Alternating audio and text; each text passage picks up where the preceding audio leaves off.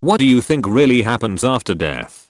It's one of the great wonders of life. What will it be like to go to sleep and never wake up? And if you think long enough about that, something will happen to you. You will find out, among other things, that it will pose the next question to you. What was it like to wake up after never having gone to sleep? That was when you were born. You see, you can't have an experience of nothing. Nature abhors a vacuum. Alan Watts. Your family fights for your belongings. When we die, the whole world is seen by us, dies together with us. When I was much younger, I had a dream where I died. Not a typical dream, not a romanticized dream. It was a dream where I was an archer in a medieval battle. About 5 minutes into the battle, chaos was all around me, and I watched an opposing archer aim and loose an arrow straight into my left eye. I remember the sensation of impact, ringing in my ears, and falling to the ground. I remember the warmth of the blood on my face. The feeling of life leaving my body, and the sense of worry evaporating into warmth and peace as the world left behind me. I remember waking up shortly after thinking that the feeling and reality of that experience was so vivid and so detailed that it must have been an experience from a previous incarnation hundreds of years ago. From that moment on, I've never feared the actual process of death. I feel like I've experienced it many times before. Sounds like a problem for dead me. Play again. Yes. No. Edit. Thanks for the awards. I don't know what they mean or how to utilize them. I'm a Buddhist, but a gamer first and foremost, so it's cool you guys made those connections. This totally makes up for r/move is continuously banning me. I have no idea, but we are all going together. I always wake up when I die in my dreams. I think one of your best friends deletes your browsing history. We clean the bed and assign it to another patient. Exactly the same as before you were born. This thread gave me anxiety, but I can't stop scrolling lol. I don't know about you, but I'm supposed to get a free ice cream sundae.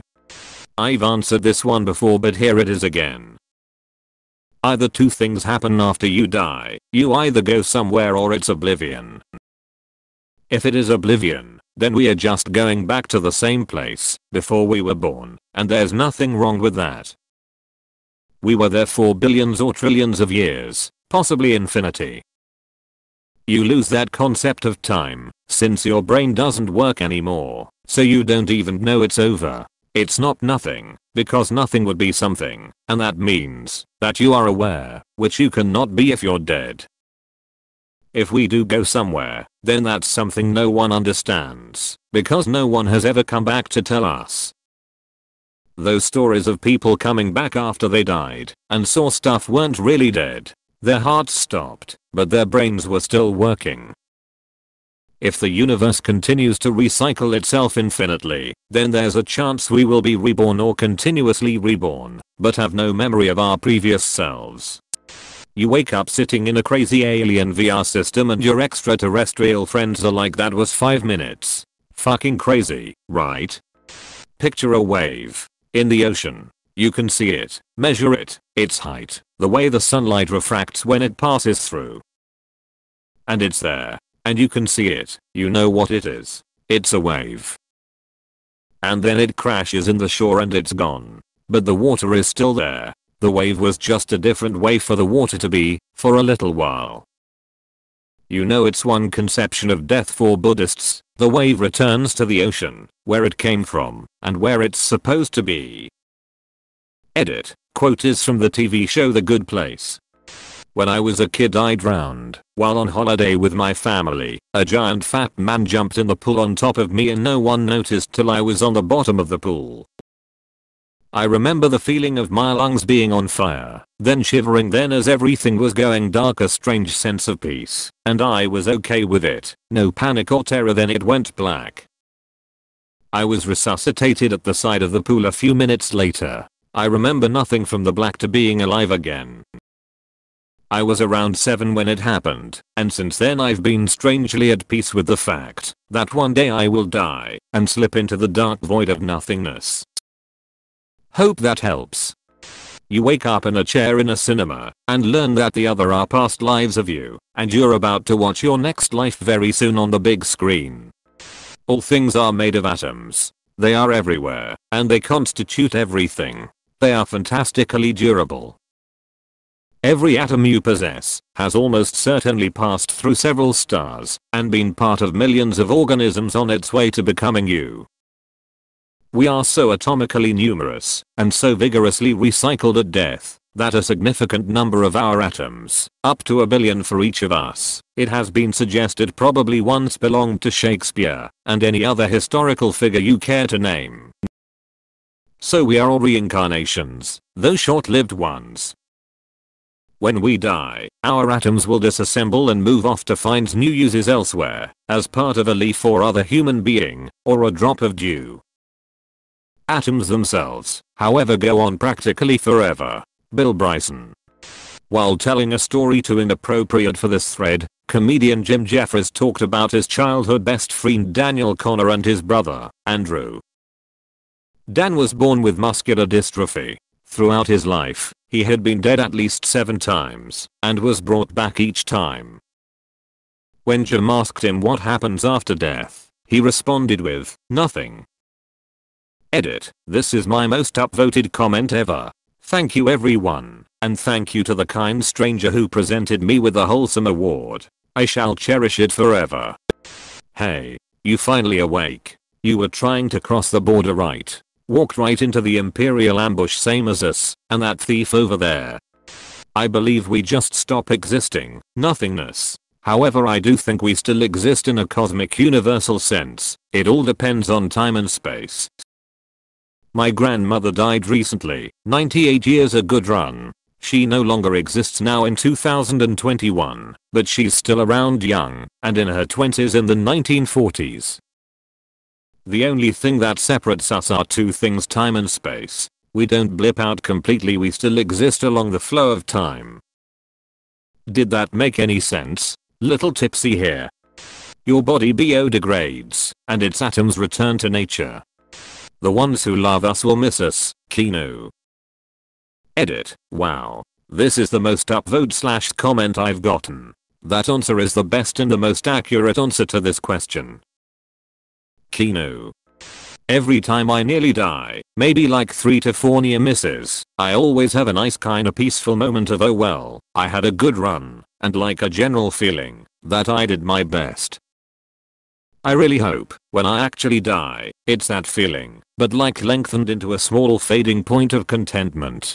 Just a sigh of a joyfully lived life and then nothing. I personally think you just stop existing, and only the memory of you lives on in the head of the people around you. Considering that time has no meaning without our conscious input, I think that after you die, an arbitrarily big amount of time will pass, in an instant, until your conscience comes into existence in a form or other. This sounds an awful lot like reincarnation, because it is, but I feel like this is a reasonable, maybe scientific explanation for it. Also, it makes me cope with my inevitable demise. This is going to sound super woo-woo, but one time I was in a nasty rollover, and I was in the hospital. They gave me ketamine, because at the time it was the best option to both sedate me and keep my heart beating.